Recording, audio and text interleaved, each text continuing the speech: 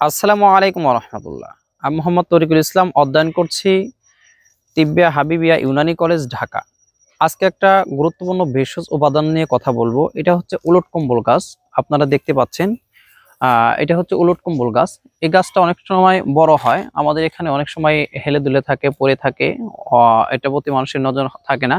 তবে এটা যে একটা গুরুত্বপূর্ণ ভেষজ, এটা কেউ জানি না। এটার প্রধান যেই ভেষজ গুণাগুণ বলা চলে সেটা হচ্ছে এটাতে অ্যান্টি ক্যান্সার গুণাবলী থাকার কারণে ক্যান্সার প্রতিরোধ করতে এটা অত্যন্ত সহায়ক কার্যকারী ভূমিকা পালন করে। পাশাপাশি এই উলট কম্বল উলট কম্বল হার্টের যে সমস্যা রয়েছে, হৃদরোগের সমস্যায় সহায়ক হিসেবে কাজ করে।